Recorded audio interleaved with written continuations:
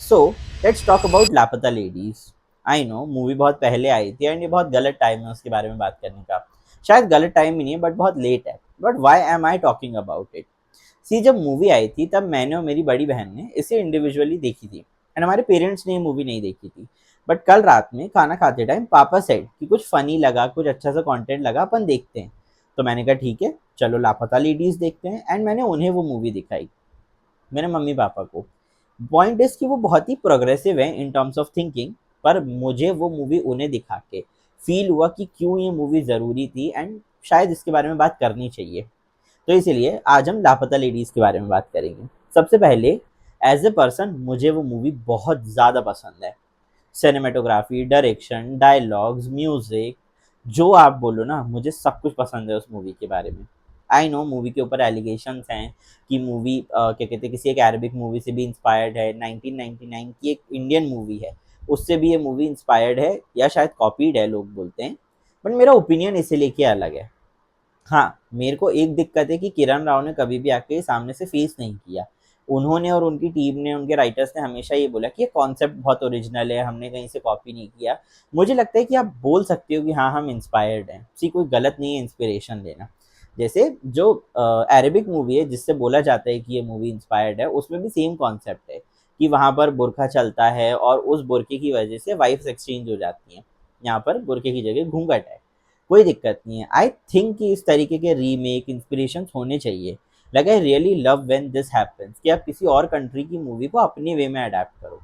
सी, हर country की अपनी geography और डेमोग्राफी होती है जो किसी और से अलग होती है। वहाँ के इश्यूज यहाँ के इश्यूज से अलग हो सकते हैं। कोई भी स्टोरी टेलिंग जब भी आप करते हो तो आप उन इश्यूज को हाईलाइट करते हो किसी एक स्टोरी के थ्रू, किसी एक मीडियम के थ्रू। तो वो मीडियम कांस्टेंट रह सकता है और स्टोरी चेंज हो सकती है। अब अगर मिडिल ईस्ट में बुरका प्रेवलेंट है तो यहाँ पर घूंघट प्रेवलेंट है। तो अगर किसी ने उस मूवी को बुरका हटा के घूंघट बनाकर एक मूवी बना दी तो कोई बुरी बात थोड़ी है।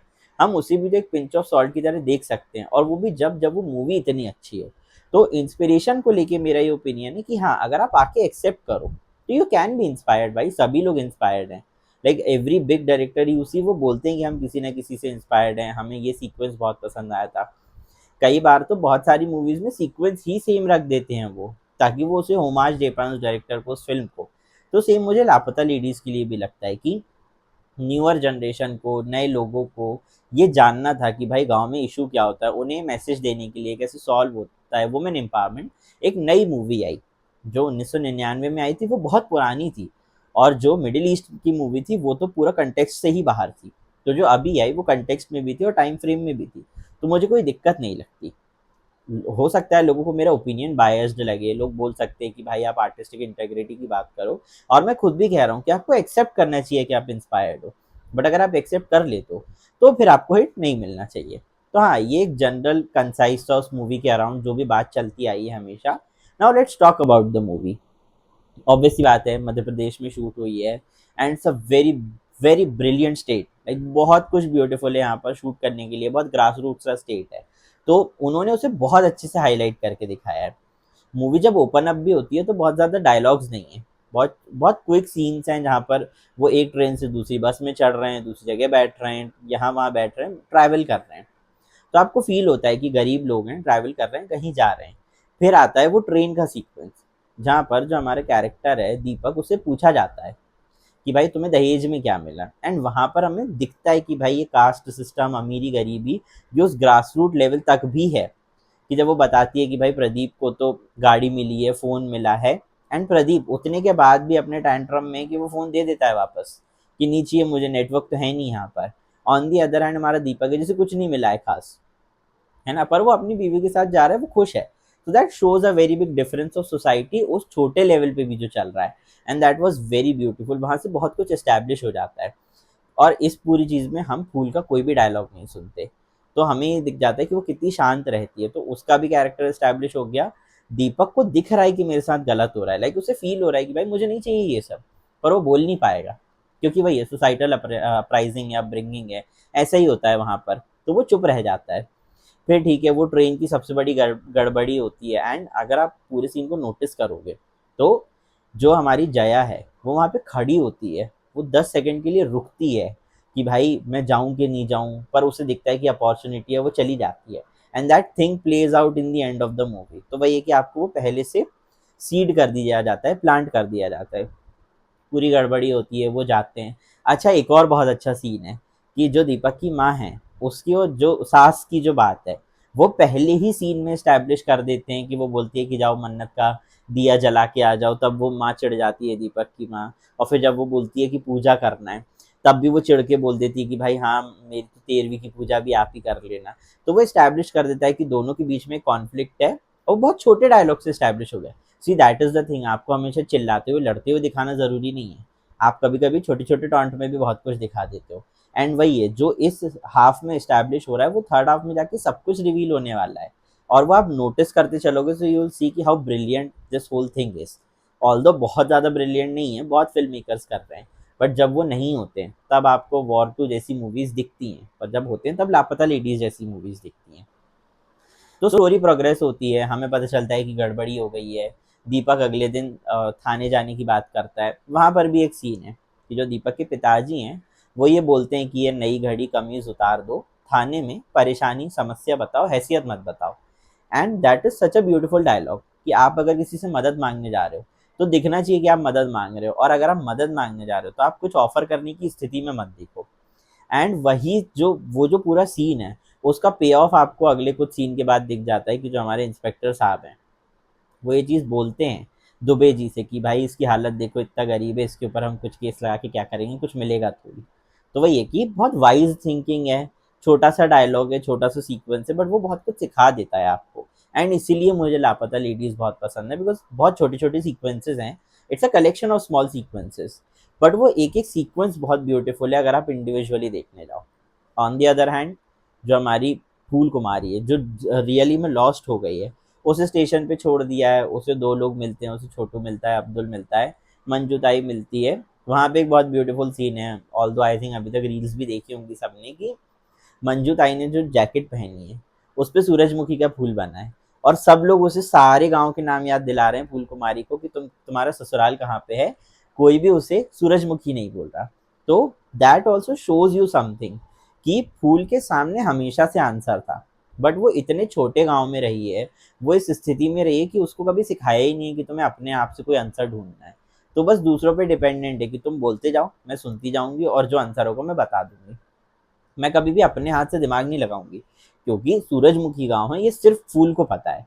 अगर वो थोड़ी सी भी ऑब्जर्वेंट होती तो वो पहले ही सॉल्व कर चुकी होती, बट वो कोडेड है कि तुम्हें ऑब्जर्वेंट नहीं होना है, तुम्हें सिर्फ क्या कहते हैं, रिस्पेक्ट करनी है, और तुम्हें सिर्फ जवाब देना है, तुम्हें कभी सवाल नहीं करना है, सोचना नहीं है। तो हाँ, that is also very beautiful sequence, पूरा सीक्वेंस प्ले आउट करता है। रात में हमें एक चीज़ और दिखती है कि अब्दुल जो है हमारे, उसके पैर नहीं कटे हैं, वो प्रिटेंड कर रहा है स्टेशन पे ऐसे कि मेरे पैर कटे हैं, और छोटू बोलता भी है कि ये तो बहुत तेज भागता है। अब वो सीक्वेंस देखा जाए तो वो एक फनी सीक्वेंस की तरह प्ले आउट होता है, बट अगर आप देखो तो फूल उस समय पे एकदम से डाउट में आ जाती है, एकदम सख्ते में आ जाती है। वो 2-4 सेकंड लेती है, ग्रास्प आउट करती है, एंड दैट शोज यू कि अब यहाँ से फूल के जो कॉन्सेप्ट ऑफ लाइफ है वो खुलने शुरू हो जाते हैं, कि वो सब कुछ एक ही शेड में देखती थी कि या तो अच्छा है या तो बुरा है, पर अब उसे समझ में आने लगा है कि नहीं, कभी कभी जो दिख रहा है वैसा नहीं है, और वो फिर समझती है कि this is how life is. अच्छा, मुझे मंजू ताई का कैरेक्टर बहुत इंटरेस्टिंग लगा। वो बोलती हैं कि भाई मेरा पति मेरी ही कमाई पे खाता था और मुझे मारता था और कहता था कि मैं तो तुमसे प्यार करता हूँ, तुम मेरी बीवी हो, हक है मेरा। तो मैंने उसे भगा दिया और अब मैं अकेले रहती हूँ, खुश रहती हूँ।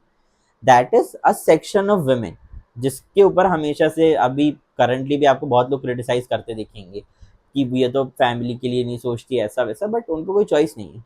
जब वो सोच रही थी तो वो मजदूर बन गई थी, और फिर उन्होंने चूज किया कि मैं अकेली रहूंगी रादर देन कि मैं मजदूर बन के रहूँ। एंड मंजू ताई कॉन्स्टेंटली फूल को कन्विंस कर रही होती हैं कि तुम भी देख लो, तुम्हारा पति तो नहीं आएगा, वो तो सुहागरात मना लिया तुम्हारे साथ, तुम्हारे गहने ले लिए, भाग गया, अब नहीं आएगा, तुम्हें तो छोड़ दिया।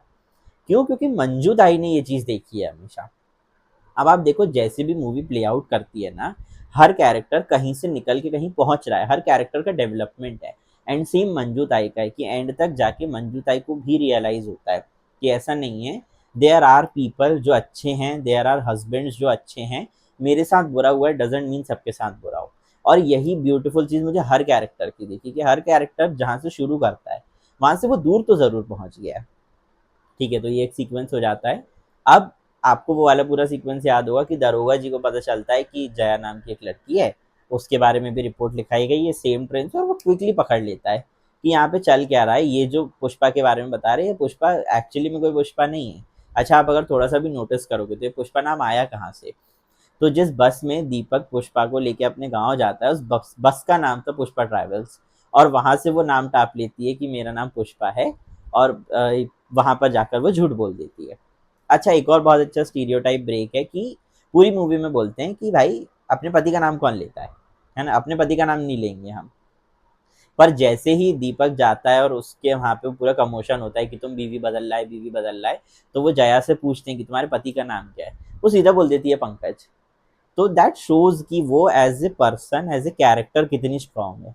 छोटा सा डायलॉग है, छोटी सी बात है, पर उसका पूरा परसेप्शन दिख जाता है आपको कि भाई ये बहुत स्ट्रांग है, ये बहुत रिजिड माइंडेड है, ये फालतू की बातों में विश्वास नहीं करती।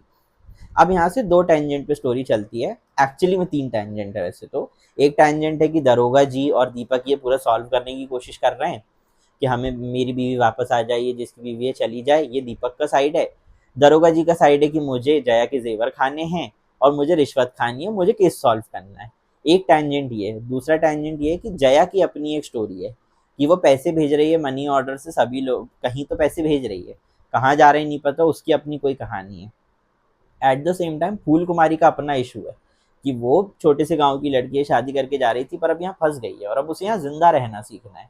वो भी किसके साथ, मंजू ताई के साथ, जो भाई आदमी जात पे तो विश्वास ही नहीं करती है। तो तीन टेंजेंट हैं, बट तीनों बहुत ब्यूटीफुली हैं एक साथ, बहुत ब्यूटीफुली चलते रहते हैं वो सब कुछ, कि एक सीन दूसरे सीन से जुड़ा हुआ है।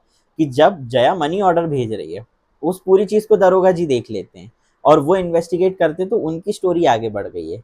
पर जो वो मनी ऑर्डर भेज रही है, उसी से कहीं ना कहीं फूल की स्टोरी भी कनेक्टेड है। तो इसी तरीके से सेकेंड हाफ चलता है। कुछ पर्टिकुलर सीन्स हैं जो मुझे बहुत ज़्यादा पसंद आए, जैसे कि जया जो है, वो दीपक का जो बड़ा भाई है उसकी बीवी से बात कर रही होती है, और वो बोलती है कि भैया मैं तो बड़ा साहस है जो उन्होंने गूंगी बीवी से शादी करी। तो बोलती है अरे मैं गूंगी नहीं हूँ, मैं बोल सकती हूँ। तब बोलती कि भाई तुम बोलती क्यों नहीं हो, मैंने इसलिए तुम्हें छेड़ा कि अगर तुम बोल सकती हो तो फिर बोलो ना पूरे टाइम। एंड वो बॉन्ड भी बहुत अच्छा आगे जाता है कि जो वाइफ है उनकी, वो आर्टिस्ट हैं, शी कैन ड्रॉ, और वो फिर जया उनको बहुत मोटिवेट करती है कि आप ड्रॉ करो, आप आर्टिस्ट हो और सबको ये नहीं आता। वो चीज़ कहाँ पे ऑफ करती है कि जया उनसे फूल का एक स्केच बनवाती है और फिर उससे वांटेड पोस्टर बनाती है, और उससे जया मिलती है इवेंचुअली। तो ये उसी सारे पॉइंट एक दूसरे से कनेक्टेड हैं, कहीं ना कहीं आपको सब कुछ दिख रहा होता है ना, आपको पता है कि कुछ चल रहा है, एंड में जब रिवील होना शुरू होता है तब आपको पता है कि अच्छा ये यहाँ जुड़ा है, वो वहाँ जुड़ा है। एट द सेम टाइम फूल भी वहाँ पर एडजस्ट हो जाती है, काम करने लगती है, कलाकंद बना के खिलाती है सबको, और वो रियलाइज़ करने लगती है कि ठीक है मेरे पति आएंगे नहीं आएंगे, कब आएंगे वो एक अलग डिबेट है, पर अगर मैं यहाँ पे हूँ तो एज ए पर्सन मुझे अब सर्वाइव करना पड़ेगा। अच्छा, एक और बहुत इंटरेस्टिंग सीन था कि जब ये काम कर रही होती है फूल, तो ये बोलती है मंजू दाई को कि भाई मैं भी जब अपने घर चली जाऊंगी ना, तो मैं अपने पति से बोलूंगी कि मैं अपने पति का काम में हाथ बटाया करूंगी, उनका काम में हाथ बटाऊंगी, बेसिकली वो ये बोलती है। एंड तब मंजू दाई बोलती है कि तुम उनका नाम लेने से तो शुरू करो, तुम जब नाम लेना शुरू करोगी तभी तो काम में हाथ बटाओगी। तो दैट शोज कि तुम इतनी सी प्रोग्रेस करो तभी तो इतना सारा कुछ कर पाओगी, और वो कितना ब्यूटीफुल है। और वो मैसेज है हम सबके लिए, हम भी बहुत बड़ा बड़ा सोच लेते हैं, पर हम सुबह जल्दी उठने से तो शुरू कर नहीं पाते। तो वही है ना कि वही सेम चीज़ मंजू दाई बोलती हैं कि तुम छोटे से शुरू करो, तुम बड़े तक पहुंच जाओगे। ठीक है, दैट होल थिंग हैपेंस, दरोगा जी की इन्वेस्टिगेशन होती है एंड इवेंचुअली ही रियलाइजेस। अच्छा, टैटू वाला सीन है जो मैं नहीं बात कर पाया था। तो जया जो है उसके हाथ पे टैटू है जया का, और उसे वो छुपाना है, तो वो उस जया के टैटू को श्रेया कर देती है। और जब दरोगा जी पूछते हैं कि तुम्हारे हाथ में कोई टैटू है, दरोगा जी को ये कैसे पता, क्योंकि ये जया का जो एक्चुअल पति है प्रदीप, उसने कहीं और रिपोर्ट लिखवा दी है। और दरोगा जी तो समझ गए कि ये सेम लड़की है, तो बोलते कि तुम्हारे हाथ पे टैटू है कि नहीं। अब अगर वो बोलती कि टैटू नहीं है, तो उसको जबरदस्ती पकड़ के टैटू देख लेते। तो बोलती हाँ टैटू है, श्रेया नाम का है। और वो पूरी एक स्टोरी बनाती कि वो मेरे जो दादाजी थे वो मुझे श्रेया नाम से बुलाते थे, तो माँ बाप ने वो गुदवा दिया। बहुत इंटरेस्टिंग सीन है, मज़ेदार सीन लगा मुझे। बट ठीक है, ये वाली पूरी चीज़ होती है। Now we enter in the third act, जहाँ पर दरोगा जी जो हैं वो पकड़ने आ जाते हैं, जया को अरेस्ट कर लेते हैं, और वो आके बताते हैं कि भाई ये सेम लड़की है और ये चोर है, ये गहने चोरी करके गई है। वो ये नहीं बताते कि ये सेम लड़की है बाय द वे, वो ये बोलते हैं कि ये गहने चोरी करके गई है।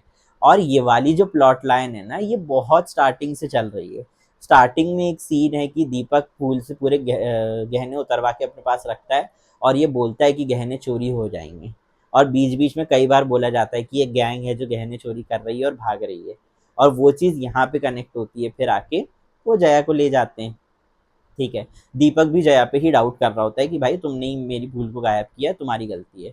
फिर गुंजन आके बताता है। गुंजन कौन है? गुंजन इसका दोस्त है दीपक का, और गुंजन को जया पसंद है।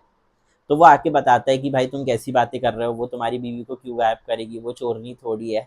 उसने ही क्या कहते हैं ये स्केच बनवाया, और उसने मुझसे बोला कि पोस्टर छापो और क्या कहते हैं सब जगह उसको सप्लाई करो ताकि हमको फूल मिल पाए। अच्छा, गुंजन का काम है कि वो पोस्टर छापता है एमएलए साहब के लिए।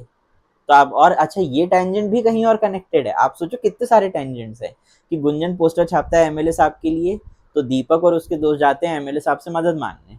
तो वो दीपक को स्टेज पे बुला के बोलते हैं कि दीपक, इनके विरोधी पार्टियों ने इनकी बीवी को अगवा कर लिया है और हमें दीपक की ज्योति को ढूंढना है। और दीपक कहता है अरे मेरी बीवी का नाम फूल कुमारी है, तुम किस ज्योति को ढूंढने निकल गए हो। पर वही है कि अब आप देखो वो भी एक अलग एंगल दिखाया गया है कि कैसे पॉलिटिक्स जो है वो कभी भी आपके इश्यूज का फर्क करता ही नहीं है। Like they don't care about your issues, what they care is कि इसमें से हमारा मोटिव कैसे निकल रहा है, हमारा प्रोपेगेंडा कैसे निकल रहा है।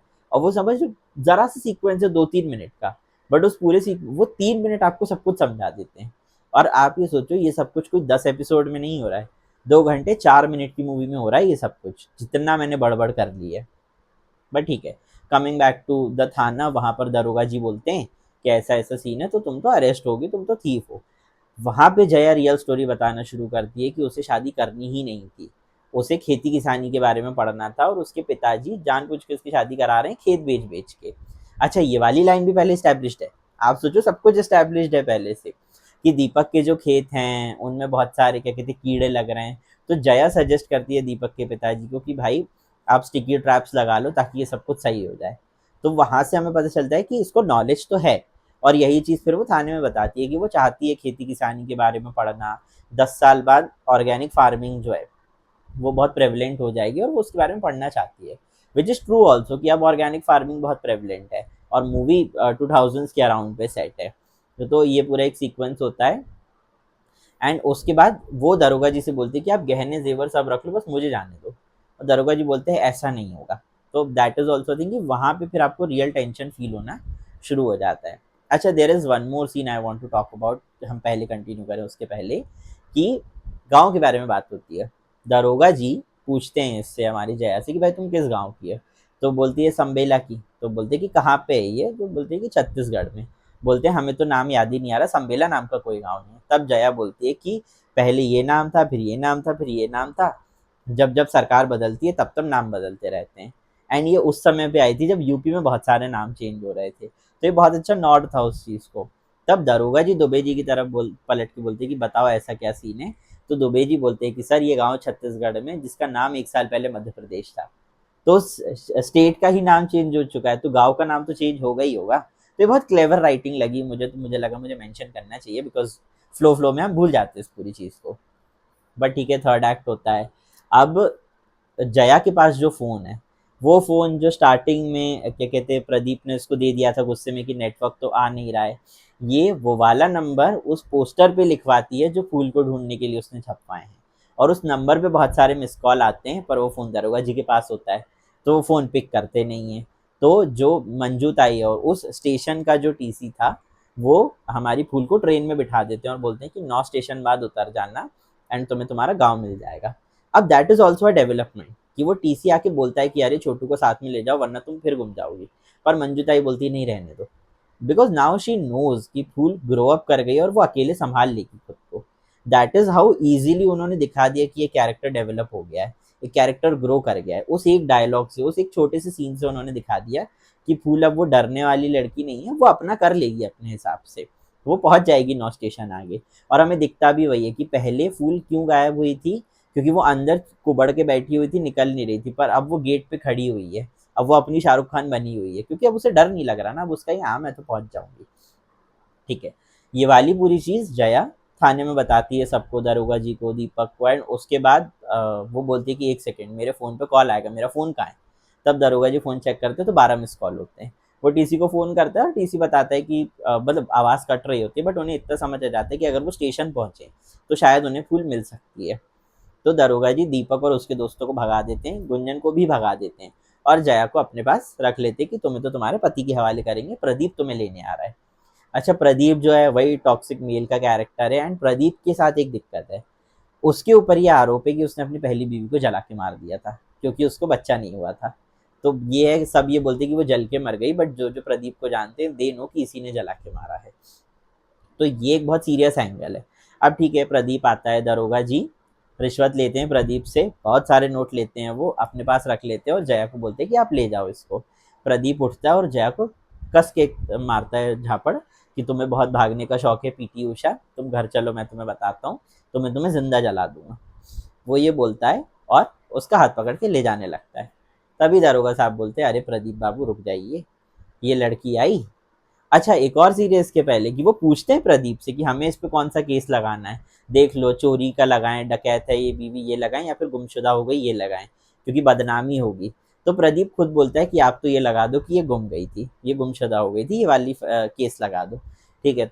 तब फिर दरोगा जी बोलते हैं कि प्रदीप बाबू ये खोई थी, हमने एफआईआर करी, हमने इन्हें ढूंढ के दिया, हमने आपको सुपुर्द कर दिया। तब ये वाली बात तो हो गई, पर अब अगली बात ये कि आपने थाने में खड़े होके इनको चाटा मारा है, और ये आपके साथ जाना चाहती हैं कि नहीं वो एक अलग बात है, क्योंकि एडल्ट हैं, इन्हें फोर्स थोड़ी करेंगे। और प्रदीप इस सब में एक बात और बोलता है कि तुम एक कंगन तो बेच चुकी हो, कंगन बेचे थे क्योंकि भी मनी ऑर्डर जा रहे थे। तो वो बोलता है कि तुम एक कंगन बेच चुकी हो, तो यही दहेज ना हम तुम्हारी अम्मा से वसूलेंगे अब। ठीक है, तो अब आप देखो कितना कनेक्टेड है सब कुछ। तो दारोगा बोलता है कि थाने में खड़े होके दहेज की बात कर रहे हो, ये भी तो क्राइम है अपने आप में, तो या तो लड़की को छोड़ दो वरना हम तुम्हें अंदर डाल देंगे। तो लड़की तो छूट ही जाएगी क्योंकि वो जाना नहीं चाहती तुम्हारे साथ, पर हम तुम पे जरूर बहुत सारे केस बना देंगे। तो प्रदीप भड़कता है बट इवेंचुअली जाने लगता है। तब दारोगा साहब बोलते हैं, अरे जो तुमने दहेज के ये जेवर उठाए हैं ये भी तो वापस रख के जाओ, ये तुम्हारे थोड़ी हैं, लड़की के। तो वो जेवर भी ले लेते हैं। तो ऑल इन ऑल प्रदीप तो पूरे नुकसान में, बीवी भी गई, जेवर भी गया, रिश्वत भी गई। और वो बोलता भी है कि जो पैसे लिए हैं वो। तो दारोगा जी बोलते हैं, अरे थाने में तुमने हमें रिश्वत ऑफर करी, पकड़ो इसको, इसको अभी जेल में डालो। तो प्रदीप भाग जाता है। बहुत ब्यूटीफुल सीन है कि जया जया पूरे जेवर छोड़ देती है कि भाई मैं तो जा रही हूँ, ये है जेवर। और जो हमारी जया है उसको बेसिकली देहरादून जाना है कोर्स करने के लिए, और जो मनी ऑर्डर है वो अपनी बड़ी बहन को भेज रही है ताकि वो हॉस्टल के और कोर्स की फीस भर चुके। तो ये मनी ऑर्डर का भी अपना एक लिंक है जो वहाँ पे क्लियर आउट कर देते हैं कि पैसे जा कहाँ रहे हैं। ठीक है। तो ये वाली पूरी चीज़ होती है और जया बोलती है कि ये जेवर ले लो, मैं जा रही हूँ। तब वो दारोगा बोलता है कि जेवर तुम रख लो और अच्छे से पढ़ना।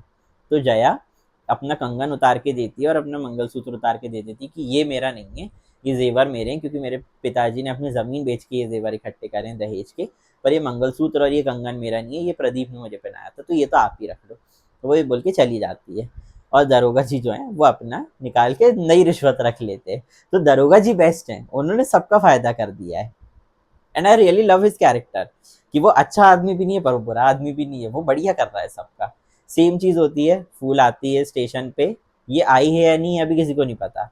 दीपक पहुंचता है, उसे पता चलता है कि ट्रेन तो निकल गई है जिस ट्रेन से फूल आने वाली थी। तो वो ये सोचते हैं कि एक काम करते हैं, बस से चलते हैं आगे, देखते कहीं तो फूल मिलेगी। और वो स्टेशन से बाहर जा ही रहा होता है, तब उसे आवाज़ आती है दीपक की। तो नाउ फाइनली फूल ने अपने पति का नाम चिल्लाया पूरे स्टेशन के सामने और फिर उसे रोका, एंड ऑब्वियसली वो लोग हक करते हैं एक दूसरे को, दैट होल सीन हैपेंस। और एंड जो सजनी वाला जो गाना है जो पूरी मूवी में चलता है, I really love that song. तो हाँ, वो भी एक पूरी बीट है अपने आप में। तो ये भी मिल जाते हैं। फिर एंड का सीन वही है कि जया पढ़ने जा रही है अपने गाँव में, सॉरी देहरादून में पढ़ने जा रही है। अपना गाँव उसका सब सब सेट हो चुका है, सबका सब कुछ दारोगा जी ने सबका सब सेट कर दिया है। And now everyone is moving forward with their life. एक और सीन है, उसके बारे में बता देता हूँ, फिर अपन फाइनल बात करेंगे क्योंकि बहुत सारी बड़बड़ हो गई है। तो वन मोर सीन इज कि मैंने बताया था कि दीपक के बड़े भाई की बीवी रहती हैं जो आर्टिस्ट हैं, है ना, और इन लोग की बात नहीं, वो बात नहीं करती थी किसी से, पर अब वो बोलने लगी हैं, तो उनकी और जया की दोस्ती हो गई है। एंड एक सीन है वहाँ पर कि कोई सी तो सब्जी बननी होती है, जया की इसकी दीपक की मम्मी बोलती हैं कि मुझे तो वो सब्जी बहुत पसंद है, पर अब मेरे यहाँ पे कोई खाता ही नहीं है तो मैं बनाती ही नहीं हूँ। तो जया बोलती है कि भाई तुम्हें वो पसंद है सब्जी तो तुम बनाया करो ना। तब वो बोलती कि बताओ, औरतों की पसंद से थोड़ी खाना बनता है किसी भी घर में, वो तो आदमियों की पसंद से बनेगा। And that shows you the mentality क्यों? वो मानती हैं कि हमारा अपना कोई कैरेक्टर नहीं है, एग्जिस्टेंस नहीं है, हम तो सिर्फ आदमियों को फॉलो करने के लिए बने। और वो कितने छोटे एग्जाम्पल से बता देती हैं। और उसके बाद एक बहुत ब्यूटीफुल सीन और है कि वो माँ जी जो है वो बोलती हैं कि बताओ ये जया जो लड़की आई है इसकी और वो भाई की बीवी की दोस्ती हो गई है, हम चाहते हैं जब फूल लौटे तब उसकी भी दोस्ती हो जाए, क्योंकि एक औरत जब घर में जाती है तो वो बीवी ननद सास सब बन जाती पर दोस्त नहीं बन पाती किसी की भी। And that dialogue shows you कि हाँ भाई हमारे यहाँ पे इन इंडिया स्पेसिफिकली वुमेन्स क्या देख रही हैं कि वो दोस्त किसी की नहीं है, वो हर एक रिलेशन में है और सर्व कर रही हैं बस उस रिलेशन को। एंड उसके जस्ट बाद वो माँ अपनी सास से जो वो पहले लड़ रही थी ना जिनसे कि तुम ही पूजा कर लो मेरी तेरहवीं ये वो उनसे बोलती हैं कि क्या अम्मा जी हम भी दोस्त बन सकते हैं। एंड तब सास रिप्लाई करती कि ट्राई करके देखते हैं। एंड दैट शोज यू कि भाई वो जितनी भी लड़ाई है वो उस रिलेशन की लड़ाई है, दो लोगों की लड़ाई नहीं है। अगर वो उस रिलेशन को हटा के दो लोग बात करें तो वो भी दोस्त बन सकते हैं। एंड आप समझ लो पहला सीन कहाँ जाके कंक्लूड होता है। And that is the most beautiful part about this movie कि सब ग्रो कर रहे हैं कहीं ना कहीं। दीपक को अपनी बीवी से बहुत प्यार है पर वो बोल नहीं पाता था। इवेंचुअली ही रियलाइजेस कि मुझे फाइट करना पड़ेगा। फूल बहुत डरती थी, दबी रहती थी, कोई उसकी खुद की पर्सनैलिटी नहीं थी, इंडिपेंडेंस नहीं थी। शी रियलाइजेस कि मुझे इंडिपेंडेंट होना पड़ेगा, मुझे एज ए पर्सन कुछ करना पड़ेगा। जया गिव अप कर चुकी थी कि मैं नहीं पढ़ पाऊंगी, बट शी रियलाइजेस कि नहीं, मैंने सपना देखा, वो कोई क्राइम नहीं है, मैं लड़ूंगी, मैं देखूंगी, मैं करूंगी अपना सपना पूरा। इवन दरोगा जी मूव्स फॉरवर्ड कि वो आदमी कितना ही खराब हो, पान थूकता रहता है, खाता रहता है, रिश्वत खाता रहता है, बट उसे अच्छा करना जरूर आता है। So even he realizes that thing. And end में मंजू ताई का भी एक सीन है कि वो टीसी आता है चिल्लाते हुए और बोलता है कि मंजू ताई घर पहुंच गई है, फूल अपने घर पहुंच गए, सब सेलिब्रेट कर रहे हैं। मैंने बताया था फूल वहां पे काम कर रही है और कलाकंद बनाती है। उस समय पे वो मंजू ताई से बोलती है आप टेस्ट कर लो, तो मंजू ताई बोलती है नहीं मेरी जिंदगी में कुछ है ही नहीं खुशी लायक कि मैं मीठा टेस्ट करूँ। पर क्योंकि फूल अपने घर पहुंच गई है तो फाइनली मंजू ताई वो कलाकंद टेस्ट करती हैं जो फूल बना के गई थी, बिकॉज नाउ शी नोज कि हाँ भाई मेरे ज़िंदगी में भी कुछ खुशी लायक है। सी मंजू ताई अकेली रहती हैं, तो इवेंचुअली वो भूल गई हैं बॉन्ड कैसे होते हैं, किसी और के लिए कैसे फ़ील करना है, किसी और के लिए खुश कैसे होना है। एंड फूल ने उनकी ज़िंदगी में आके उन्हें ये रियलाइज़ करा दिया कि आप किसी और के लिए भी खुश हो सकती हो। आपकी ज़िंदगी में लोग खराब निकल गए, वी गेट इट, बट नए लोग भी तो अच्छे निकल सकते हैं। And that's why I just love that movie. मैंने बहुत सारी बड़बड़ किया I know, but I really recommend कि सब देखो और सब अपने फैमिली मेम्बर्स को दिखाओ। सी मेरे घर में बहुत रिस्पेक्ट से सब रहते हैं, मुझे भी वही सिखाया गया है। मेरी मम्मी अपना एक बिजनेस रन करती हैं खुद का, like she is independent on her money also ना, वो घर का भी काम करती हैं। But when she saw that movie ना, मैंने उनकी आंखों में वो देखा कि हाँ यार मेरे भी तो बहुत सारे एस्पिरेशन छूट गए। और तुम सोचो जब इतनी इंडिपेंडेंट लेडी ये फील कर सकती है तो वो गाँव की छोटी लेडी तो क्या फील करेगी उस मूवी को देख के। And that's why I really think कि हमें तो मूवी देखनी चाहिए, बट अपनी बहनों को, बेटियों को, बड़ी बहनों को, मम्मियों को, दोस्तों को, सबको वो मूवी दिखाओ। अपने दोस्तों को, मेल फ्रेंड्स को भी दिखाओ, because that is really a blue print कि how that world is working. उनकी छोटी सी दुनिया कैसी चल रही है एंड हम कैसे उसे बेटर कर सकते हैं। तो हाँ आई नो बहुत सारी बड़बड़ हो गई है क्योंकि बहुत अच्छी मूवी है, तो इतनी बड़बड़ तो होगी ही, बहुत लेट करी है बड़बड़, बट मैंने अभी चैनल शुरू किया है तो मैं तो अभी करूँगा ना। But I really suggest every one of you कि अपने घर वालों के साथ 2 घंटे का टाइम निकालो एंड उस मूवी को ज़रूर देखो। It will tell you something new about the world of womens and क्यों वो रिस्पेक्ट डिजर्व करती हैं। तो ऐसी और वीडियो देखनी है तो फॉलो करो भटकतू खबरी को।